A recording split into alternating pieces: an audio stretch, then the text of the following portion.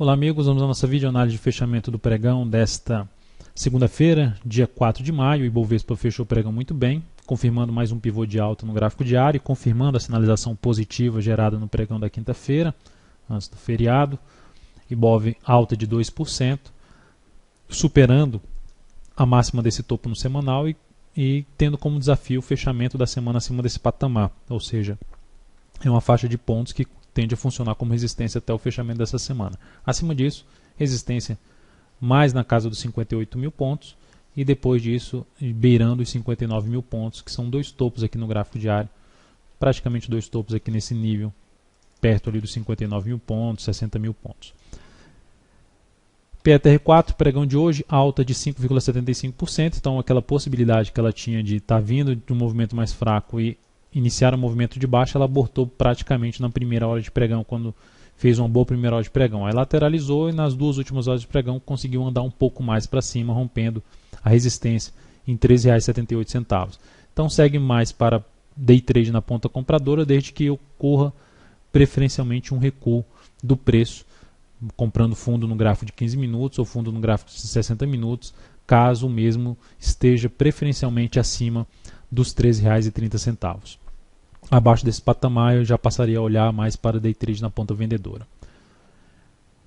Vale 5, fechamento em alta de 6,34%, um baita gap no início do pregão, questão do feriado, que lá fora as ADRs tinham subido mais de 5% no pregão de sexta-feira, Estados Unidos, e aqui terminou replicando isso logo na abertura, não teve muito o que se fazer em relação à Vale, enfim, abriu lá em cima e lateralizou, basicamente fazendo uma correção mais no tempo desse movimento de subida.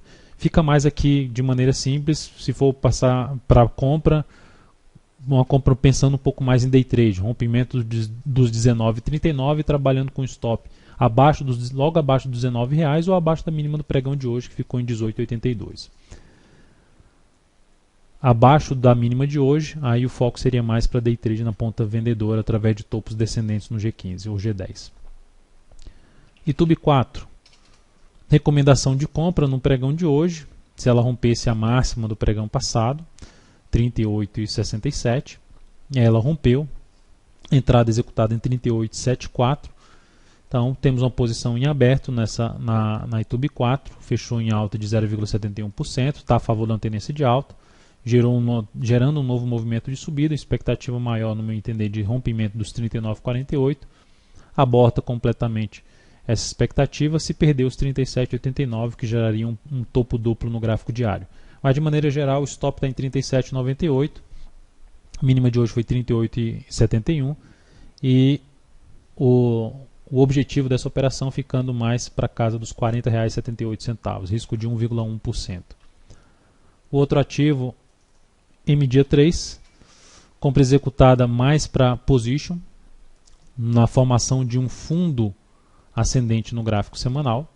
Então a entrada foi executada aí na superação de 88,79 em 88,80, fechou em 88,50. Stop dessa operação de position na faixa de 86,17, que é abaixo da mínima do pregão de hoje. A mínima foi 86,21, risco de 2,96%, objetivo em 96,69. Lame 4, compra executada em R$ 17,14. A ação gerou aqui uma finalização de tendência dela de baixo no G60, compra na faixa 17,14 na formação de um fundo ascendente nesse tempo gráfico de 60, e aqui no gráfico diário conseguiu gerar uma alta de 3,52%.